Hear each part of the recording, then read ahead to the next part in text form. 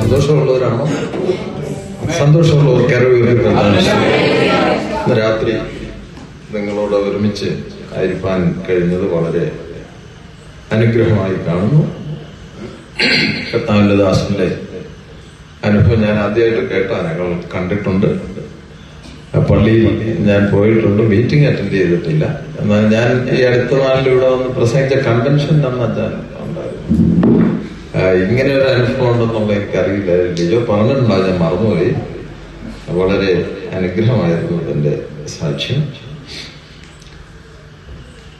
ലിജോ ഒരുപാട് കാര്യങ്ങൾ എന്നെ കുറിച്ച് ഒക്കെ പറഞ്ഞു, എൻ്റെ വൈഫിനെ കുറിച്ച്. ഞാനും എൻ്റെ വൈഫും എൻ്റെ ചേച്ചിയും ചേട്ടനും ഉണ്ട് ഇന്ന് രാത്രി നിങ്ങളോട് ഒന്നിച്ച്.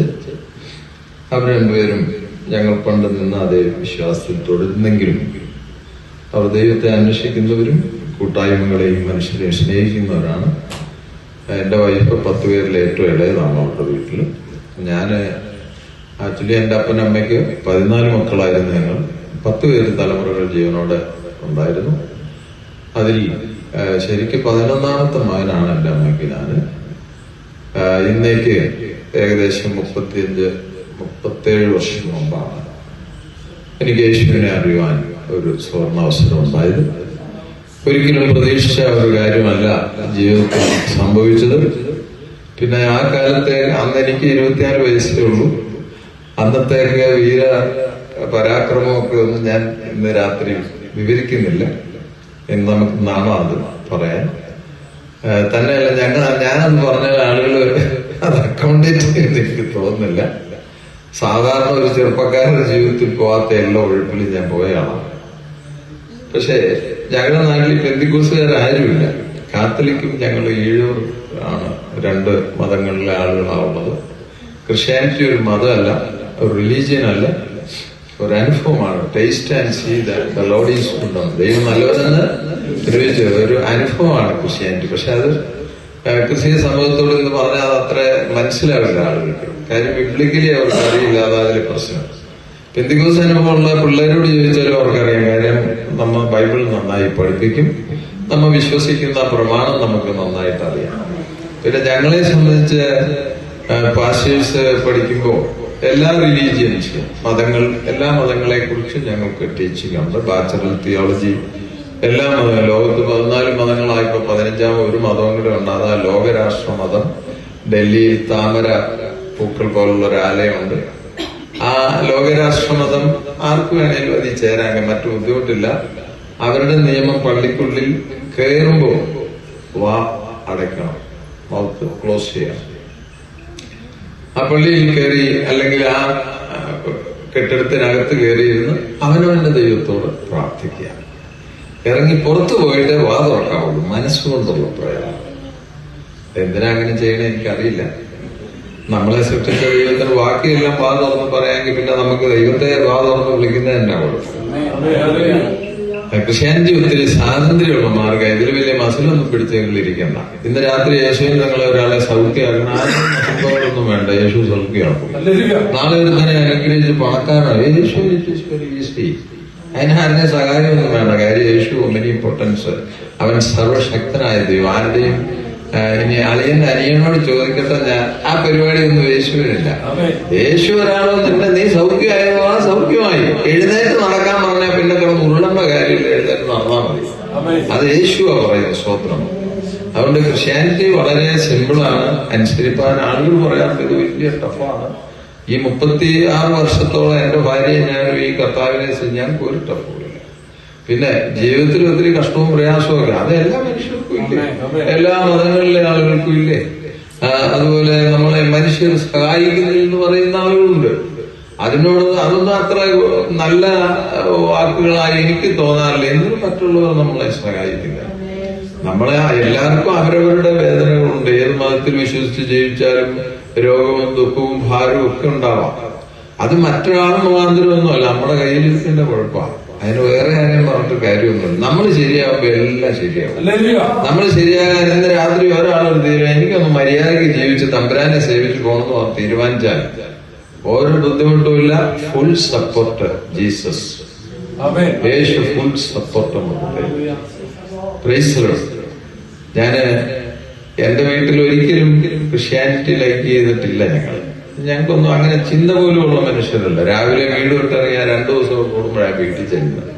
ഭയങ്കര ഉഴപ്പനായിരുന്നു. എന്റെ അമ്മ പ്രാഗിട്ടുണ്ട് എന്നെ മടുത്തിട്ട്. എന്നോട് അമ്മ പറഞ്ഞു, എടാ 14 മക്കൾ എനിക്ക് ഉണ്ടായിട്ട് നീ ഒരുത്തം ഉണ്ടാകാതിരുന്ന എനിക്ക് സമയത്ത് ധൈര്യമായിട്ട് ഇരുന്ന് ഉറങ്ങാറുണ്ടല്ലോ. പാവം എന്റെ അമ്മ പറഞ്ഞു, മടുത്തിട്ടാണല്ലോ. കാര്യം അമ്മ എന്നെ നോക്കി ഇങ്ങനെ വിളക്കും കത്തിച്ചു വെച്ചാൽ അന്ന് കരണ്ടൊന്നുമില്ല. അവരൊക്കെ പാവപ്പെട്ട മനുഷ്യരായിരുന്നു. അവരൊക്കെ ചെറിയ ജോലികൾ ചെയ്താണ് ഞങ്ങളെ വളർത്തിയത്. പക്ഷെ നമുക്ക് ബോധമില്ല, ദൈവവും ഇല്ല. സ്വോത്രം. അതുകൊണ്ട് മിടുക്കതൊക്കെയാണ് നമ്മുടെ ചിന്തയിരുന്നത്. എന്നാൽ ഞാനൊരിക്കൽ ഞങ്ങളുടെ നാട്ടിലെ ഒരു ബാറിൽ ഒരു ജോലിക്കാരോട് ഒരുമിച്ച് മദ്യപിച്ച് പുറത്തിറങ്ങി വരുമ്പോൾ ഒരു മനുഷ്യനെ കണ്ടു. അദ്ദേഹത്തിന്റെ ഒരു സുഹൃത്ത് ഒളിച്ചോടിയത്. അദ്ദേഹം ബോംബെയിൽ ഒരു തോളിൽ സഞ്ചിയൊക്കെ തൂക്കി വന്ന് എന്റെ മുമ്പേ ചാടി. ഞാൻ ചോദിച്ചു, ജോർജേട്ടന് എന്നാ ജോലി? സുവിശേഷ വേലയാണോ? ഞാൻ ചോദിച്ചു, സുവിശേഷം നല്ല പരിപാടിയാണോ ചോദിച്ചു. കാര്യം എന്റെ ബിസിനസ്സൊക്കെ ഭയങ്കര അലമ്പാണ്. കുറെ കാര്യങ്ങളൊക്കെ ഞാൻ ചെയ്യുന്നുണ്ടായിരുന്നു. അത് പോലോ അലമ്പാ. അപ്പൊ ഞാനൊന്ന് നിർത്തിയിട്ട് ഒരു ഷെയർ കൂടാന്ന് ഓർത്ത് ചോദിച്ചാ പുള്ളി പറഞ്ഞാ ലോകത്തിലെ ഏറ്റവും നല്ല ബിസിനസ് ആ സുവിശേഷം. ഞാനത് എന്റെ ഹോട്ടലിൽ കയറ്റി ഒരു ചായ പറഞ്ഞു. അപ്പൊ ഞാൻ ഇച്ചിരി മദ്യപിച്ചുകൊണ്ട് ഇച്ചിരി അകന്നിരുന്നാ സംസാരിച്ച കൊച്ചു പയ്യനോടെ. അപ്പൊ ഞാൻ എന്ത് ബിസിനസ്സാ സുവിശേഷം? നാം പറഞ്ഞാ മാനവജാതിയുടെ പാവത്തിന് വേണ്ടി മനുഷ്യരെല്ലാം വഴിതെറ്റിപ്പോയതുകൊണ്ട് ദൈവം തന്നെ മനുഷ്യന്റെ വേഷത്തിൽ വന്നു നമ്മുടെ പാവത്തിന് വേണ്ടി പാവമില്ലാത്തവൻ മരിച്ച് അടക്കപ്പെട്ട് ഉയർത്ത് ജീവിക്കുന്നുണ്ട്. ആ യേശുവിന്റെ മരണം നീ കാരണം സംഭവിച്ചത്. അതുകൊണ്ട് ഇന്ന് മുതൽ യേശു നിന്നെ അനുസരിച്ച് ജീവിക്കുന്ന എന്റെ ഹൃദയ യേശുവിന് കൊടുത്താൽ നിനക്ക് മരണത്തിനപ്പുറം ഒരു നിത്യജീവനുണ്ടെന്ന് എനിക്ക് പറഞ്ഞു. എനിക്ക് ചിരി വന്നു. അപ്പൊ ഇയാള് കത്തോലിക്കനാ, ഇയാൾ ഉഴപ്പനായിരുന്നു. അപ്പൊ ഞാൻ ചോദിച്ചു, നിങ്ങൾ ഇതിനു മുമ്പ് കൃഷി പിന്നെ ഇപ്പൊ എന്നാ ഇങ്ങനെയൊക്കെ തോന്നാൻ? പുള്ളി പറഞ്ഞാ അതൊക്കെ തട്ടിപ്പ. പേരുകൊണ്ട് ഞാൻ ഒരു ക്രിസ്ത്യാനിയാണ്, പക്ഷെ ജീവിതം കൊണ്ട് ഞാൻ ഒരു പിശാചായിരുന്നു. എന്നാൽ ക്രിസ്ത്യാനിറ്റി ഒരു സമുദായ മതം അല്ലട, ഒരനുഭവമാണ്. അത് നീ വിശ്വസിച്ച് ബൈബിൾ അനുസരിച്ച് ജീവിച്ചാൽ യേശു നിന്റെ ദൈവം. ആര് വിശ്വസിച്ച് ബൈബിൾ അനുസരിച്ച് അവന്റെ ദൈവമാണ് യേശു. അത് എന്റെ ജീവിതത്തെ ചിന്തിപ്പിക്കുകയായി.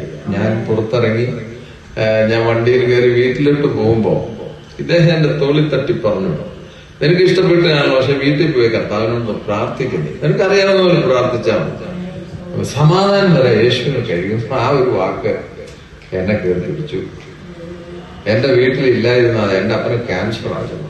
5 വർഷം നരകിച്ചു കിടന്നു, തല്ലിപ്പിടക്കുകയായിരുന്നു എന്റെ പിതാവ്. കട്ടിലിൽ കിടന്നു, താഴെ കിടക്കുന്നു പറയും, മേളിൽ കിടക്കുക. ഇത് കണ്ട് ഞാൻ മുറ്റത്തിരുന്നിട്ടുണ്ട്. രാത്രി ചെവി കൊത്തി അപ്പന്റെ തല്ലി. എന്റെ മൂത്ത പെങ്ങൾ കിഡ്നി നഷ്ടപ്പെട്ട് 2 കുഞ്ഞുങ്ങൾ അനാഥരായി മരിച്ച് മാറുവാനിടയായി. എന്റെ ഒരു ഏട്ടനുണ്ട്, ഭ്രാന്തായിരുന്നു, തൊടലിൽ കിടന്നിട്ടുണ്ട്. പലപ്പോഴും തൊടല് പൊട്ടിച്ച് എന്റെ ഏട്ടൻ വിട്ടുപോകും. 2 ദിവസം കഴിയുമ്പോൾ മാർത്തോമ എന്ന് പറഞ്ഞാൽ ഞങ്ങളുടെ അമ്മയുടെ അനിയത്തിയുടെ വീട്ടിലൊക്കെ പോയി പിടിച്ചോണ്ട് വരും. ഒരു സമാധാനം എനിക്കില്ല. ഞാൻ ഇതൊക്കെ കണ്ട് ചുമ്മാ പൊട്ടനെ പോലെ ചിരിച്ചോണ്ട് നടക്കാൻ തലയ്ക്കുമ്പോ കീർക്കൊന്നുമില്ല. ഞാൻ പലപ്പോഴും പറഞ്ഞു, എന്തുപോലെ മനുഷ്യനെ സൃഷ്ടിച്ച് ഇങ്ങനെ എന്തിനാ ബുദ്ധിമുട്ടുകളൊക്കെ തരുക, ദൈവമില്ലേ? അന്ന് രാത്രി ഞാൻ വീട്ടിൽ ചെന്നു. റൂമിൽ കട്ടിലിരുന്ന് ഞാൻ ആദ്യമായിട്ട് പ്രാർത്ഥിച്ചു. ഞാൻ കർത്താവ്, നീ എന്റെ ദൈവമാണെങ്കിൽ സമാനമായി ജീവിക്കാൻ ഒരു അവസരം തന്നാണ്. എന്റെ ഈ മദ്യപാന ചീട്ടുകളിലേക്ക് ഒന്ന് മാറ്റി നല്ലൊരാളായി ജീവിക്കാൻ ഒരു ഓപ്പർച്യൂണിറ്റി എന്റെ ലൈഫിൽ ഉണ്ടായാൽ I believe that Jesus Christ is son of God. കർത്താവായ യേശു ദൈവമാണ് ഞാൻ വിശ്വസിക്കുന്നത്. എനിക്കറിയാവുന്ന പോലെ അത്രയും പറഞ്ഞ ഉറങ്ങാൻ രാത്രി ആ സമയത്ത് ഉറക്കമുണർന്ന് സിസർ എടുത്ത് തൊടിയിൽ വെച്ച് കത്തിക്കാൻ നോക്കിയ സിഗരറ്റ് വേണ്ട.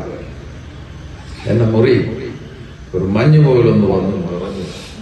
ഒരു ചെറിയ വീടായില്ല. ഞാനപ്പോ ഈ ജനലിക്കൂടെ പുറത്തു നോക്കുമ്പോൾ മഞ്ഞൊന്നുമില്ല. എന്റെ തല മുതൽ ഞാൻ ഐസിലിരിക്കുന്ന പോലെ എനിക്കൊരു അനുഭവം ഉണ്ടായി. സ്തോത്രം. എന്റെ എല്ലാം മനപ്പാട് കഴിഞ്ഞ് താഴെ ഞാൻ ഒരു പുതിയ മനുഷ്യനായി. എന്നെ ആരും ഒരു മനുഷ്യൻ സപ്പോർട്ട് ചെയ്തല്ല. ഞാൻ അധികം സുവിശേഷമൊന്നും കേട്ടില്ല. അന്ന് അത്രയും ഞാൻ അറിയാവുന്ന പോലെ ഒരു മണ്ടനെ പോലെ പ്രാർത്ഥിച്ചതേ ഉള്ളൂ. പിന്നെ പാതിരായ്ക്ക് എനിക്ക് ഉപദേശിയെ കാണണമെന്നുള്ള ചിന്തയായി. നേരം ഞാൻ ഉറങ്ങാതെ വിളിപ്പിച്ച് രാവിലെ, അന്ന് എനിക്ക് ചെറു ഓട്ടോറിക്ഷകൾ ഓടുന്നുണ്ട് തൊടുപുഴയിലും വാഴക്കുളത്തും. അതൊക്കെ ഞാൻ ഡ്രൈവേഴ്സിനെ ഏൽപ്പിച്ച് ഞാൻ ഇയാളുടെ വീട്ടിൽ ചെല്ലുമ്പോൾ ഇയാൾ ഓടി വന്ന് എന്നാണോ? ഞാൻ പറഞ്ഞു, നിങ്ങളുടെ യേശുവിന്റെ പ്രാർത്ഥന എവിടെ ആവുമെന്ന് ചോദിച്ചു. അദ്ദേഹം പറഞ്ഞോ സത്യമാണോ നീ പറയുന്നത്? പുള്ളി എന്നെ കെട്ടിപ്പിടിച്ചു കേട്ടോ. ഒരിക്കലും സാധ്യതയില്ല ഞങ്ങളിൽ നിന്ന് അങ്ങനെ ഒരു വാക്ക്. ഞാൻ പറഞ്ഞ എനിക്ക് ഒരു വാക്കേ ഉള്ളൂ. പുള്ളി വേഗം കുളിച്ചൊരുങ്ങി. അടിമാലിലൊരു പാവപ്പെട്ട കൂട്ടായ്മയിൽ കുറച്ച് പാവങ്ങൾ, മരിക്കാറായ മനുഷ്യരായ ചെറുപ്പക്കാരൊന്നും ഇല്ല അന്നത്തെ കാലത്ത്, എല്ലാം ചാകാറായ വേദവസ്തുവായിട്ട് പായൊക്കെ ഇട്ട് ഒരു ചെറ്റക്കുള്ളിലിരുന്ന് പ്രാർത്ഥിക്കുക. ഇതിന്റെ ഇടയിൽ കൊണ്ട് എന്നെ ഇരുത്തി. എനിക്ക് നാണായിട്ടും വയ്യ, പെട്ടുപോയല്ലോ. ഇതാണോ പ്രാർത്ഥന? ഇവരുടെ കയ്യിലാണോ സ്വർഗത്തൊക്കെ ഇതാണോ? പക്ഷെ ഇവർ പാട്ടുപാടി പ്രാർത്ഥിച്ചു. അന്ന് രാത്രി പലരുടെ സാക്ഷ്യം കേട്ടപ്പം ക്രിസ്ത്യാനിറ്റി ആരുടെയും പുരുഷത്വമൊന്നും അല്ലെന്ന്, ക്രിസ്തുവിന്റെ ബൈബിൾ അനുസരിച്ച് ആര് കർത്താവിനോട് അവന്റെ ദൈവമായ യേശു എന്നുള്ള സത്യം എനിക്ക് മനസ്സിലായി. ഞാൻ ഉപദേശിക്കുന്ന വീട്ടിൽ വന്ന വിഗ്രഹം എല്ലാം വലിച്ചു പൊളിച്ചും മുറ്റത്തിട്ട് അടിച്ചു പൊളിച്ച് തീ വെച്ചിട്ട് വേദപുസ്തകം മേടിച്ചുകൊണ്ട് വന്ന ഉപദേശിയെ വരുത്തി കൂട്ടുകാരെ വിളിച്ച് പ്രാർത്ഥന തുടങ്ങി. അതാണ് പെന്തിക്കോസ് പ്രസ്ഥാനത്തിന്റെ വാഴക്കുളത്തെ ആദ്യത്തെ പ്രാർത്ഥന വീട്ടിൽ. അപ്പൊ എന്റെ അമ്മയൊക്കെ ചെക്കൻ നന്നായല്ലോ, കള്ളു കുടിക്കാതെയൊക്കെ വരാൻ തുടങ്ങിയല്ലോ എന്ന് പറഞ്ഞ് അമ്മ ചുമ്മാ വന്ന് പ്രാർത്ഥിക്കില്ല. ഏട്ടന്റെ മോളൊക്കെ വന്ന് ഞാൻ നന്നായല്ലോ എന്ന് പറഞ്ഞ് അവർക്ക് വലിയ അനുഭവം ഒന്നും ഉണ്ടായിട്ടില്ല.